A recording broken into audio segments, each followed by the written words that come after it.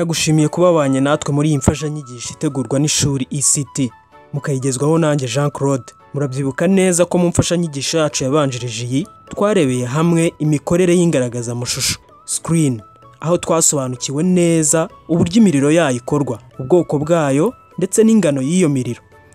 Ubu kuri uyu munsi twabateguriye byimbitse imiterere ndetse n'imikorere y'ikirahure dusanga mu ngaragaza amashusho icomekwa kuri mudasobwa. Dufite ubwoko bugiye butandukanye bw'ibi birahure, ubwoko bwa LCD, LED, OLED ndetse n'ubundi. Ubu bwoko nubwo butandukanye bufite ibintu by'ibanze bugenda buhuriraho, aha twavuga systeme cyangwa se uburyo tubonamo urumuri ndetse n'uburyo impapuro zituma tubonamo urumuri rusakaye ziba zitondetsemo. Iyo tuvuze impapuro z'urumuri cyangwa se light papers, tuba tuvuze impapuro zishyirwamo imbere mu kirahure hagamijwe gufata ndetse no gutunganya urumuri rutuma tubona amashusho.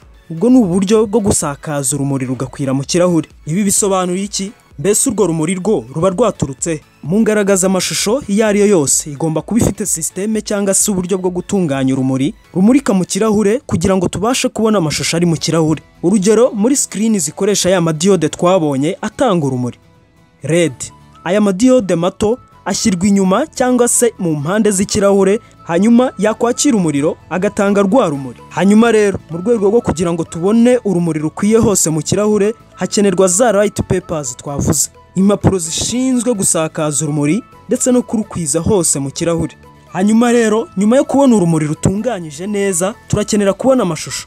Aya mashusho aba ari ku karahure gato gashyirwa imbere neza kuri za mpapuro z'urumuri twabonye. Aka karahure ni kamwe umuntu abasha kuba yakoraho, kaba koroshye cyane ndetse tubwirwa no kuba twakabungabunga, yaba mu guhanagura tugahanaguza umuti wabigenewe ndetse n'agatambaro keza.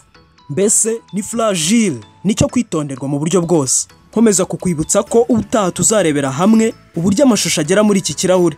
Mbese ni muri rungana iki ikirahure gikenera kugira ngo kibashe kuba cyatangira gukora.